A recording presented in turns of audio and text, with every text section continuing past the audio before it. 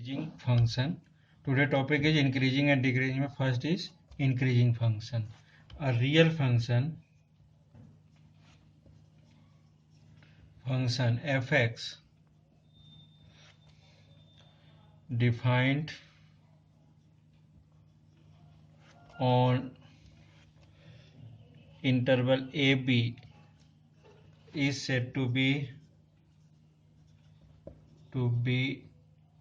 first case increasing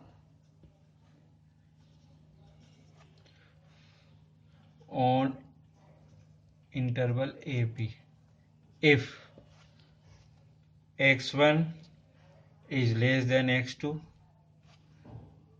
It means fx1 is less than equals to fx2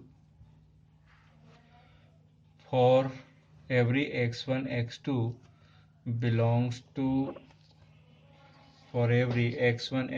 belongs to AB. It means what? Suppose हमने एक क्या किया, एक graph पर थोड़ा सा ध्यान दे रहे हैं. ये ऐसा कुछ ग्राफ आया है और कुछ इस टाइप का.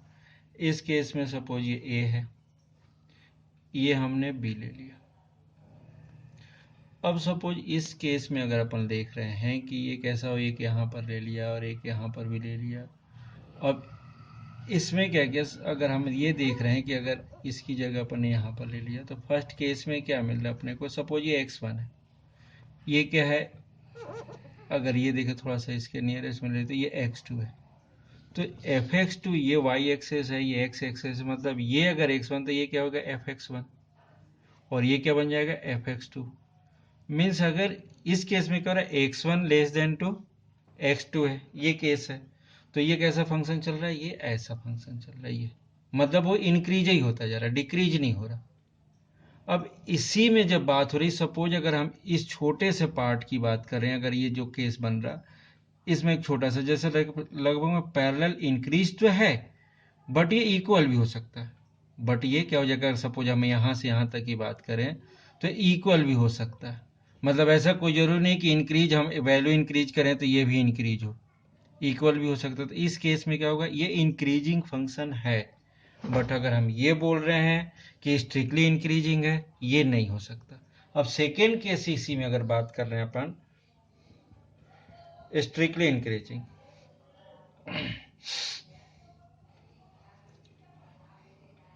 इंक्रीजिंग, इस केस में अगर बात करें strictly increasing on a b, तो if x1 less than to x2, so fx1 is less than to fx2 for every x1 x2 belongs to AB. अगर ये केस बन रहा तो इस केस में क्या होता है, अगर अपन ध्यान रहे हैं तो ये लेस देन, यहाँ पर लेस देन इक्वल टू, मतलब क्या हो रहा है, ये वाला जो केस है ये वाली है.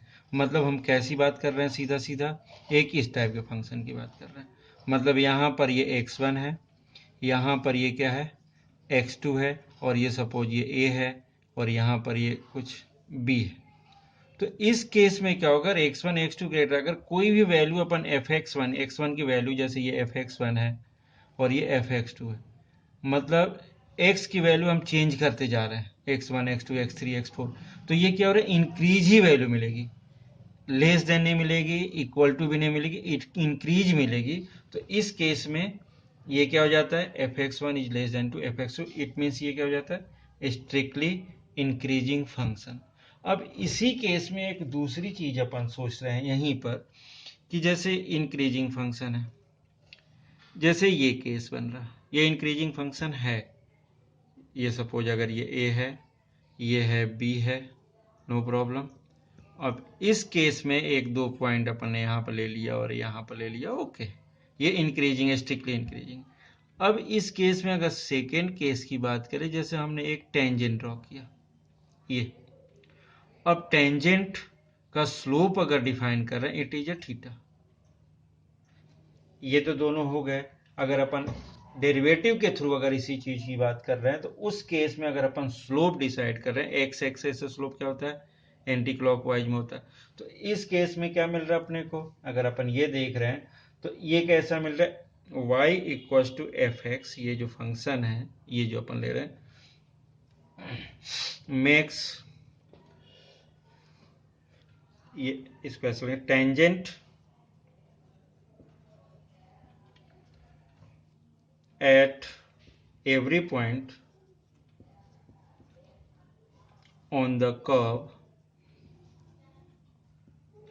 y equal to f x, ये जो फंक्शन अपन ने यूज किया, जो ये y equal to f x ले रहे हैं,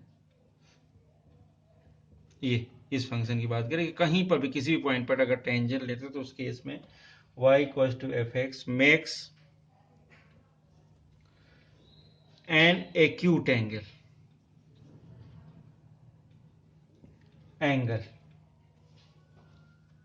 विथ एक्यूट एंगल थीटा ले रहे हैं अपन, with positive direction of x axis. इसका मतलब क्या होगा, अगर इस केस में ले रहे हैं तो ये पॉजिटिव डायरेक्शन, मतलब टेन थीटा की वैल्यू क्या हो जाएगी, ग्रेटर देन 0, क्योंकि थीटा कैसा, एक्यूट मतलब ये कैसा मिलेगा, पॉजिटिव वैल्यू आएगी, फर्स्ट क्वाड्रेंट में होगा ना, ये फर्स्ट क्वाड्रेंट की वैल्यू है, तो ये टेन के लिए कैसा होता है, पॉजिटिव, तो ये क्या हो जाएगा, ग्रेटर देन 0। मतलब इस केस में अपन देख रहे हैं तो ये जो स्लोप होगा, मतलब dy बाई डी एक्स की बात कर रहे हैं, इट इज ग्रेटर देन 0, या ये कह लें f dash x is greater than 0 for every x belongs to a, b। तो अगर इंक्रीजिंग है कोई फंक्शन तो ये भी केस बनता है, सफिशियंट एंड ये कंडीशन बताते हैं। इस केस में अगर कोई इंक्रीजिंग फंक्शन, मतलब पहला केस तो ये है कि ये ऐसा हो जाता है, सेकेंड केस क्या होता है, एफ डैश एक्स क्या होता है, ग्रेटर देन 0, तो वो किसके अकॉर्डिंग होता है, ये टेंजेंट के अकॉर्डिंग। इस चीज एक ये केस बनता है और एक ये केस बनता है और एक ये केस बनते हैं। इस टाइप से हम इंक्रीजिंग फंक्शन को एक्सप्लेन कर रहे हैं।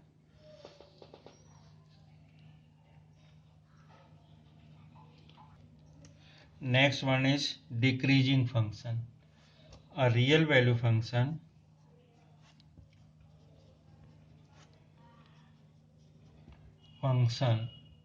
fx defined on AB is said to be first case same decreasing function decreasing on AB if x1 is less than to x2, so fx1 is greater than to fx2, greater than equals to fx2 for all x1 x2 belongs to AB। ये case means इसमें कैसा case हुआ होगा, अगर ये अपन देख रहे हैं तो ये कुछ इस टाइप के केस, ये ऐसा मीन्स यहाँ पर सपोज हमने क्या लिया है, A, ये ले लिया है यहाँ B। अब इस केस में ये और ये 2 पॉइंट्स ले रहे हैं अपन। सपोज अगर यहाँ पर हमने x1 लिया, x1 अगर यूज कर रहे हैं तो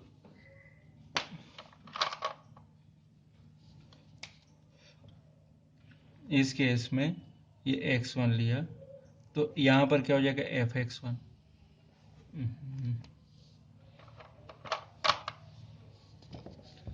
देख लेते हैं इसको,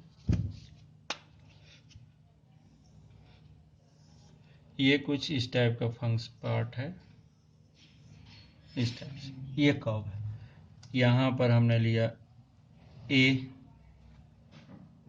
यहाँ पर ले लिया B, यहाँ पर C भी ले सकते हैं और यहाँ पर D भी ले सकते हैं। जैसे अपन A B इंटरवल में 2 रिजल्ट ले रहे हैं, x1 x2। सपोज अगर यहाँ पर हमने क्या ले लिया, x1, ये x1 और यहाँ पर क्या ले लिया, x2। अब इस केस में अगर देख रहे हैं x1 is less than to x2 है, यहाँ पर क्या होगा 1 या 2 वैल्यू और यहाँ पर 6 होगा, तो x1 x2 तो, बट fx1 क्या मिल रहा, इज ग्रेटर देन 2, यहाँ पे क्या मिल रहा है, fx2। यहाँ पर fx2, ये है fx2, ये है fx1। तो ये जो लेंथ है ये x1 की वैल्यू सपोज ये 1 होगा और ये होगा 5, तो इस केस में क्या होगा, x1 is less then x2, मतलब 1 इज लेस देन टू 5 है। बट अगर अपन fx1 की वैल्यू दे दें, मतलब ये y की वैल्यू है, तो ये किसकी है, fx2 fx1 की पूरी वैल्यू। तो x1 के केस में fx1 तो मिल रहा, बट ये कैसा है, fx2 से कैसा मिल रहा, ग्रेटर देन मिल रहा। इक्वल टू भी हो सकता। अब इक्वल टू से केस मतलब कैसा है, ये जैसा केस है, ये लगभग में क्या होते हैं, जैसे दोनों इक्वल किया, इंक्रीज तो डिक्रीज तो होता है, लेकिन थोड़ा थोड़ा सा डिक्रीज होता है, बहुत हल्का सा, समझ में नहीं आता। इक्वल टू भी हो सकता है और ग्रेटर देन भी हो सकता है, अगर बोथ द केसेज बनते हैं, जैसे अपने ये दोनों पॉइंट लिया, तो उस केस में ये होता है। लेकिन अगर इसी केस की अगर हम बात कर रहे हैं, ये कुछ सेकेंड केस में बात कर रहे हैं, स्ट्रिक्टली डिक्रीजिंग, स्ट्रिक्टली डिक्रीजिंग,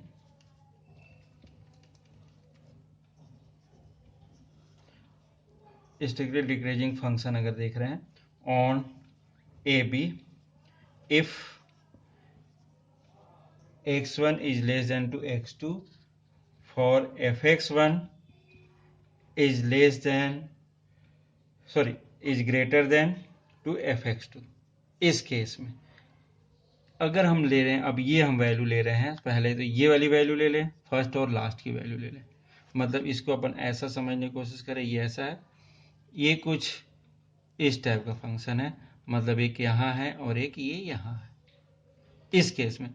तो ये जो fx1 है और ये fx2 है, बट यहाँ x1 छोटा है और x2 बड़ा है, तो इस केस में कोई भी वैल्यू हम लेंगे यहाँ पर, तो ये हमेशा क्या होगा, आगे बढ़ाते जाएं, वैल्यू बढ़ाते जाएंगे, बट fx की वैल्यू क्या हो जाएगी, कम होती जाएगी और ये कम होती जाएगी। मतलब इस केस में अगर बात कर रहे हैं कि अगर ये लेस करते हैं तो ये ग्रेटर हो जाएगा, ये लेस करते हैं अपन x1 की वैल्यू छोटी करते हैं fx2 से, तो ये क्या अपोजिट होता है, लेस देन हुआ तो ग्रेटर देन, ग्रेटर देन हुआ तो लेस देन। तो इस केस में क्या होता है, ये स्ट्रिक्टली डिक्रीजिंग फंक्शन। अगेन वही वाला केस है, यहाँ पर सपोज ये 1 है और ये क्या है, 5 है, तो 1 इज लेस देन 5 है, मतलब ये पहला केस अपन को दिख रहा। अब इस केस में अगर लेंथ देख रहे हैं, तो fx1 की जो लेंथ है और fx2 की लेंथ है, इस केस में क्या मिलेगा, हमेशा ग्रेटर ही मिलेगा, fx1 ये वाली लेंथ इससे हमेशा मिलेगा। तो इस केस को क्या बोलते हैं अपन, strictly decreasing for every x1 x2 belongs to a b, ये मिलेगा। तो ये स्ट्रिक्ट, अब इसी को अपन डेरिवेटिव टेस्ट की बात करें स्ट्रिक्टली डिक्रीजिंग की, तो डेरिवेटिव में जैसे हमने देखा, ये जैसे अपन बात कर रहे थे डिक्रीजिंग फंक्शन की बात कर रहे हैं, अगर हम इस टाइप का फंक्शन लेते हैं और इसमें एक टेंजेंट ड्रॉ कर दिया हमने, ये ऐसा टेंजेंट, तो ये टेंजेंट होता है, जो भी टेंजेंट होता है, तो ये y equal to f x है, कर्व, कर्व क्या है, y equal to f x वाला कर्व है ये, और ये है टेंजेंट। और इसमें जब एंगल यूज किया तो ये कैसा एंगल मिलता है, ये थीटा, एक्यूट सॉरी ऑब्ट्यूस मिल रहा, ऑब्ट्यूस मतलब 90 से ग्रेटर देन, मतलब ये क्या करेगा, सेकेंड क्वाड्रेंट में लाई हो जाएगा। तो अगर स्लोप की बात कर रहे हैं, मतलब first derivative means dy by D x की बात करें या एफ डैश एक्स की बात करें, तो एक्यूट एंगल की बात करें टेन थीटा के रूप में, सॉरी ऑब्ट्यूस एंगल की बात करेंगे इस केस में, तो क्या होगा, ये क्या हो जाएगा, 90 से ग्रेटर होगा, और ये अगर ऑब्ट्यूस एंगल बनता है तो ऑब्ट्यूस क्या होगा, इसमें देख रहे हैं तो इस क्वाड्रेंट में मिलने वाला है, सेकेंड क्वाड्रेंट में ऑब्ट्यूस मतलब टेन की वैल्यू क्या हो जाएगी, नेगेटिव, साइन और कॉस तो पॉजिटिव, तो यहां पर जब ऐसा मिलेगा, ये वाली एंगल होगी, तो इसके लिए क्या हो जाएगी, नेगेटिव हो जाए, तो उस केस में क्या हो जाएगा, एफ डैश एक्स कैसा हो जाएगा, नेगेटिव हो जाएगा, एफ डैश एक्स कैसा हो जाएगा, negative, it means f dash x is less than equal to 0। इसका मतलब ये हो जाएगा द टेंजेंट एट, अगर इसमें देख रहे हैं, if f x is decreasing function on a b, so the tangent at every point on the curve y equals to fx makes an angle theta makes an obtuse angle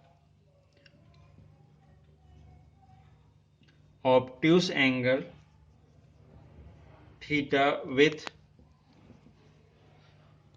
x-axis, positive direction of x-axis। तो इस case में क्या होगा, tan theta is less then 0, क्योंकि ये क्या हो जाएगा सेकेंड क्वाड्रेंट, और सेकेंड क्वाड्रेंट में tan कैसा होता है, tan थीटा नेगेटिव होता है, ये केस बनता है, इसलिए less than 0। So means dy by D x क्या हो जाएगा, लेस देन 0, या ये कह लें f dash x is less than for every x belongs to a b, सभी के लिए। तो जब कभी भी डिक्रीजिंग वाला केस आता है, इसलिए अपन f डैश x को लेस देन 0 करते हैं, क्योंकि यहाँ पर ऑब्ट्यूस एंगल बनता है। और इंक्रीजिंग फंक्शन में क्या होता है, यहाँ एक्यूट बनता है, इसलिए वो कैसे हो जाता है, पॉजिटिव रहता है इस केस में।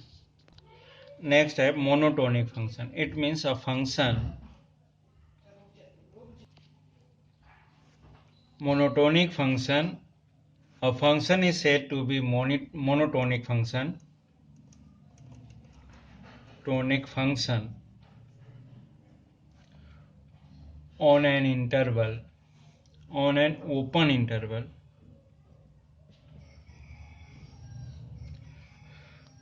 if it either increasing